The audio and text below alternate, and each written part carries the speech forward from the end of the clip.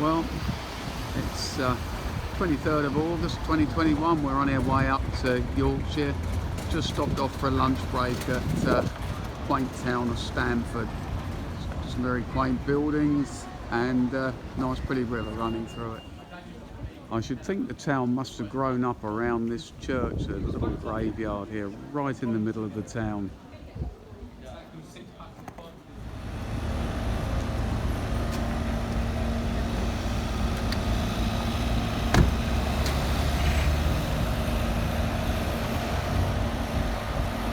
This is the main square in Stamford. Come on. Hey? What's that? They called her Four Eyes. Oh, right. Did you hear it? Walks around the River Welland and Mill Stream, historic place. Nice little park. Maybe they called her that, I don't know. It did. No, I don't know. Well, we're still in the park in Stamford. This is the Mill Stream running into the River Welland. If you do stop off here at all, there is also Burley House you can go and visit.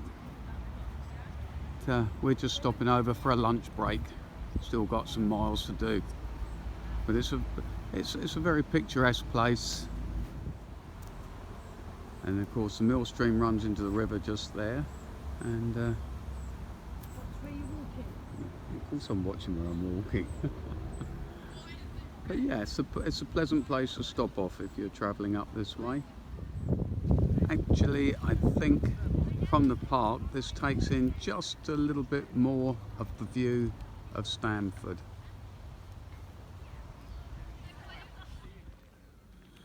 For our break this time we're staying at the Nid Hall Hotel just outside of Harrogate. This is the back view of the hotel. It's a Warner's. It's very comfortable, nice rooms. Only been here one night. The meal was nice and the entertainment in the evening was pretty good as well. These are the gardens at the back of the hotel, and tennis court down there. It's Should have brought our bowls with us. yeah, it's quite pleasant, although it takes a bit of finding your way around. We're going to go and get some breakfast now. Well, it's Tuesday, 24th of August now. We've just arrived in Harrogate. Eh? And this is the Royal Pump Room Museum in Harrogate, where the natural spring and the town grew up, I think 1571. Well, in fairness, Harrogate's like many towns, shops, very busy. You know, not a fantastic amount to see unless you love towns. Apparently there is Aunt Betty's Tea Rooms, which is famous, and of course, if you've got the time for a Turkish bath, over there. Well, we had thought about having something in Betty's Tea Rooms, but seeing the people queuing up out there, decided against it.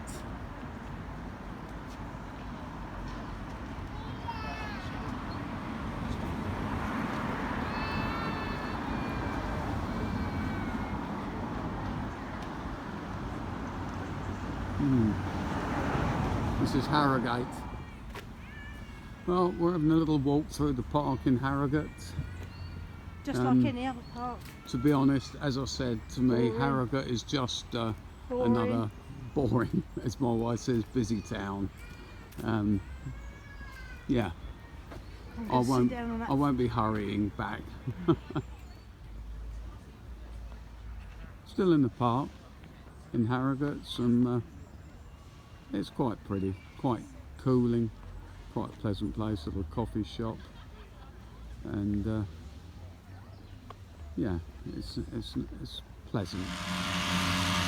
Well, it's Wednesday the 25th. We've just arrived at Harewood House near Leeds. Before we go and look in the house, we're going to find the bird garden. So I'm just going to catch Diane up. Change of plans, we've decided we're going to go in the house first as it opens in a few minutes, and then we'll do the bird garden and some of the capability ground gardens afterwards. Not allowed to not allowed to video in Harewood House. It's quite beautiful to look round inside there, so it's well worth the trip. And this is the view outside the back of Harewood House.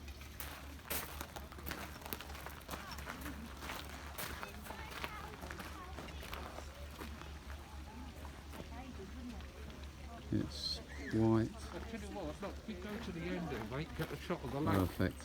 Huh? Go to the end. I will do. Well, I had my doubts before we came here, but I must say Harewood House is really worth visit. It's beautiful inside, and the scenery all around is outstanding. They do shows here. I think that is going to be a Mamma Mia performance down there, although I wouldn't swear to it. But it really is, Something else, isn't it? yeah, and the views, the ceilings inside are just absolutely amazing. The furnishings, all kinds of filming have been done here. Excellent. Just beautiful. We've still got plenty to see yet, but time for a cup of tea, I think. Guess I ought to get a rather impressive statue.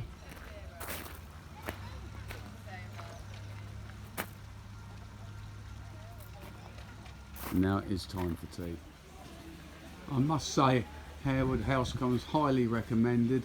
The house interior is brilliant to look round, and there's so much to see in the grounds out and about. There's bird gardens and animals and all sorts of things, and there's a couple of places to eat, and they were excellent, and the cake that we just had with their coffee was superb. Got some goats here.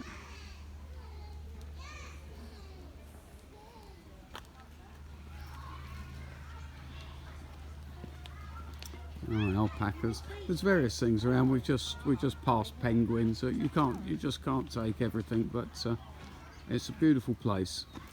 Oh, there's an argument about these at the moment, isn't there? Sun is 27, 28. This really is beautiful.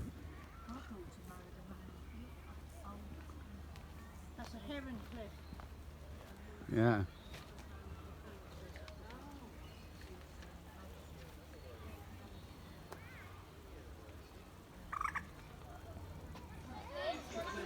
Here at Harewood House, there are many gardens, walled gardens, bird gardens, You just did it. farmyard animals, That's an amazing. plenty to see. I thoroughly recommend a visit here. Right, it's Thursday the 26th of August 2021. We're in York. We've just done a driven tour. Historian, very good. Probably won't do a lot of video in today, but that scaffolding tower over there is Clifford's Tower, where in March 1190 all the Jews of York were massacred. Just as a point of interest. Anyway, we're here, and the tour was very interesting. I would recommend it. Just making our way toward the shambles of that old building. Right, we're now walking into the shambles, and it actually looks like it is a bit of a shambles. And Diane says I have to look out for the cats.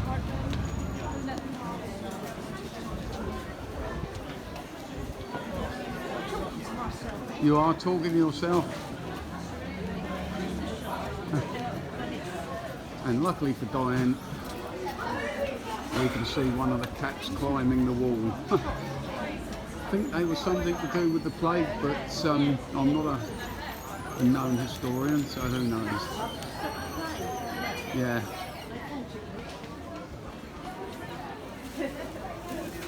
Yep, there's no doubt about it. It really is a shambles walking up through here. Yeah, I am looking where I'm going. Going to make our way to the York Minster now. In the distance, as you can see it. As you can see, York is pretty busy. Lots going on, lots of people about, and life certainly seems to have returned to some kind of normality, apart from the fact that you can't get into anything without pre-booking. So if you come to York, make sure you book your trips first. Right, just coming up to York Minster now.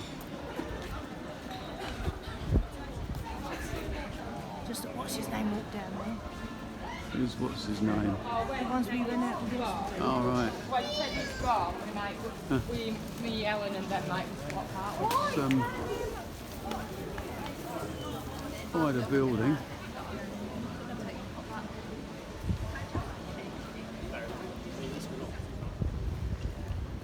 It's York Minster's an impressive looking building, that's for sure. And that one that videoed earlier, St Michael's Belfry.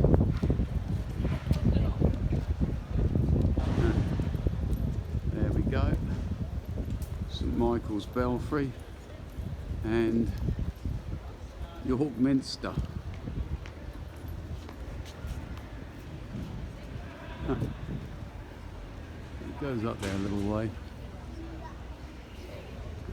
I imagine they're always working on it.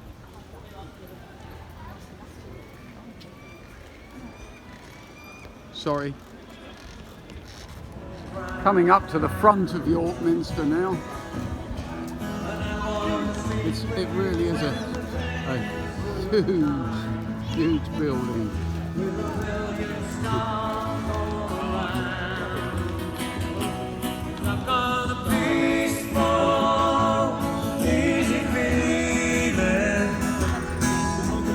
It seems to keep going on.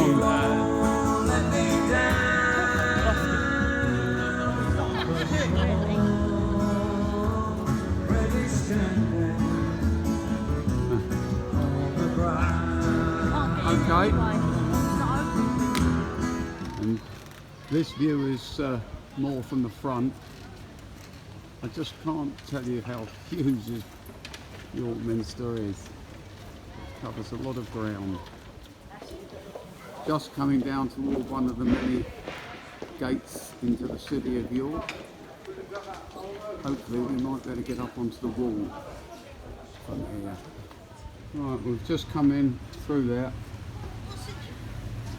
up onto the wall. See if I can get some views in a minute. The Minster again.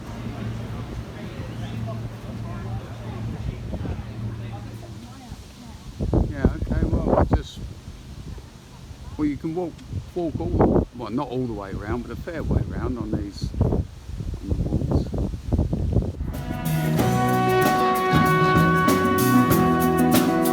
I love the activities going on. And there's the Jorvik. As you can see, that's the standby queue. It's all booked up. People will then queue and hope that somebody drops out, but otherwise it's pretty busy. Well, this is the River Ouse. Obviously very, very well built up these days. You have to use your imagination and imagine them Viking warriors crammed into boats, dragon boats, and coming up here 1200, 1300 years ago. Frightening the living daylights out of anybody in sight. You've got this, and you've also got the River Foss.